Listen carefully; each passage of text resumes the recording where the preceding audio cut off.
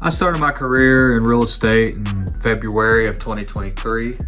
And I wasn't really sure what it took to succeed in this business. I was just kind of drawn to the idea of being my own boss, making a ton of money, right? Making my own schedule. And instead of making a ton of money my first year, I made a ton of mistakes. So not only did I not make money, I lost about $12,000 my first year in the business. So today I'm going to go through kind of what I've identified as a few things I did wrong and how you can avoid making the same mistakes I did in your first year. You know, like many new agents, I didn't really understand how business was generated when I got in. I thought I could, post a couple things here and there on social media. People would be calling me ready to transact. That just wasn't the case, especially in my first year.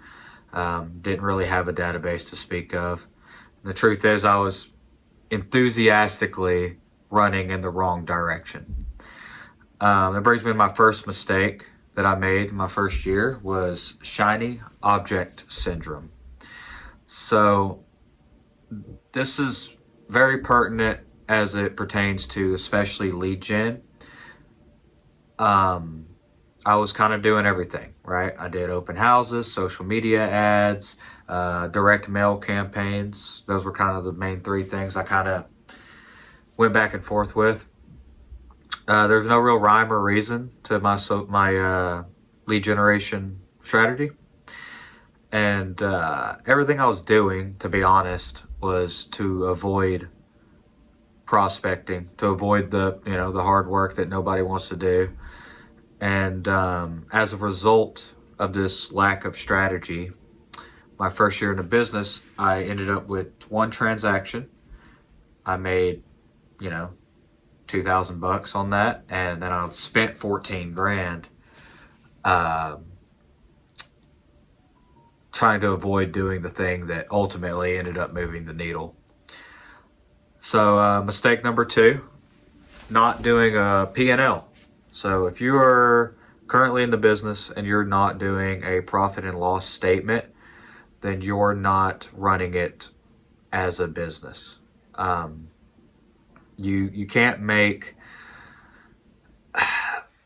intellectual business decisions without knowing what your numbers are. So what your lead gen conversion rates are, but also what you're spending. And if you're operating at a loss, like I knew I was operating at a loss. What I didn't realize until I did the profit and loss statement was over the course of the year, I'd spent 7 times the amount of money that I had made, right? So obviously that wasn't working. And if I'd have been doing that from day one, perhaps I would have gotten a bit more clarity behind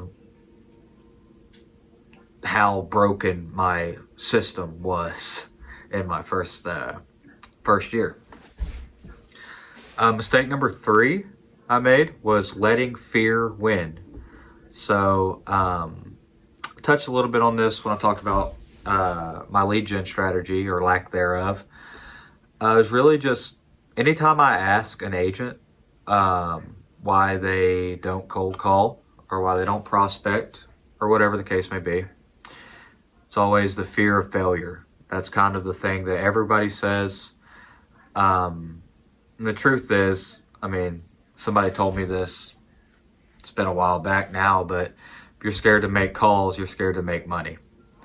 And at the end of the day, the worst that can happen is somebody can hang up on you. It can be rude, be a pain in the ass, whatever the case may be. At the end of the day, you're off the phone, you're still alive, you're still breathing, and you can still succeed. Just because somebody was rude to you doesn't mean that you can't do those things.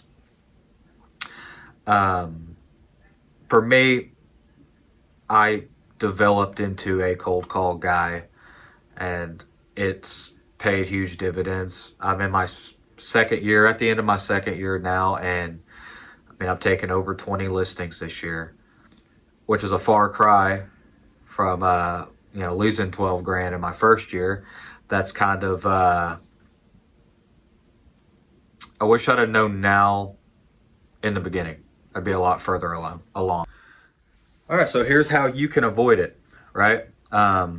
Step one, go all in on one thing. One thing. If you haven't read the book already, The One Thing by Gary Keller, it's a great read. A little bit biased. I'm with Keller Williams, but it's a great read.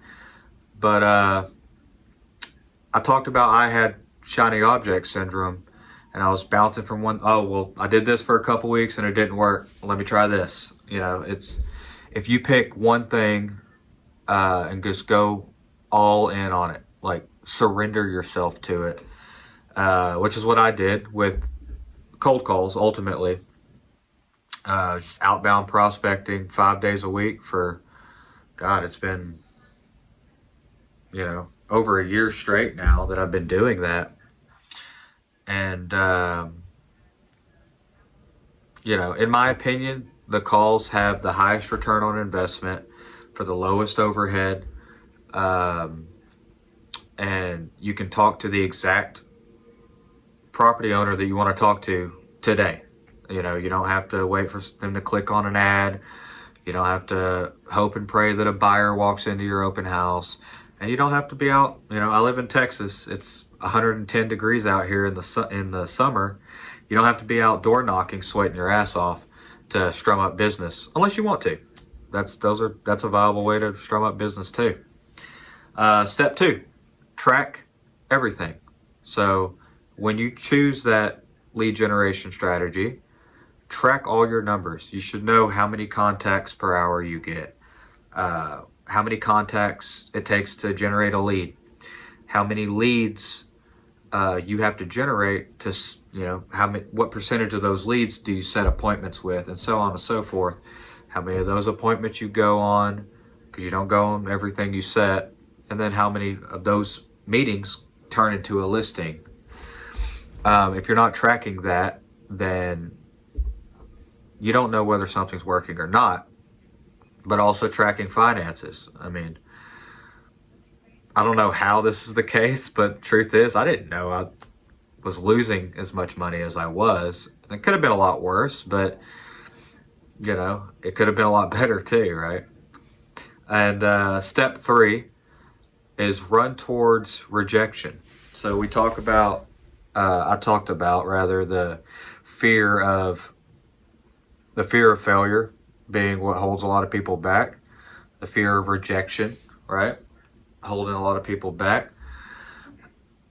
You should embrace that. And when you detach from the process and you immerse yourself in the activity, more so than the outcome of the activity, you're able to kind of say, you know what, hey, I'm not everybody's cup of tea, and that's okay. But the truth is, there are thousands of people in your marketplace that would like you, and there are people in your marketplace that want to do business with you, but you're doing them a disservice if you're not proactively reaching out to them. So you have to kind of flip the way your mind looks at it. We don't want to feel like sleazy salespeople or whatever. Don't be a sleazy salesperson then. To me, reaching out and being genuinely curious and helping people that want to be helped is an act of service. It's not you trying to talk them into selling a house they don't want to sell, right? So once I implemented these steps into my own business, everything turned around. And I already talked about it, but by the end of my first year, I'd closed one deal. I made $2,000 and I lost 14. So net negative, a huge net negative. Definitely didn't get in the business to do that. Currently at the end of my second year, I've closed 10 transactions and done 2.3 in volume, something like that. I'm not blowing the roof off the place, but I've survived, and I wouldn't have if I didn't implement some changes, the changes that I've talked about in this video. So Anyways, I hope you had found some value out of this. If you're serious about leveling up your real estate career and you'd like to discuss uh, what a brokerage switch may look like, then book a call on my calendar in the description. We can have a conversation around it, and then you can ultimately make the decision if it would make sense to partner with me or not. Until next time.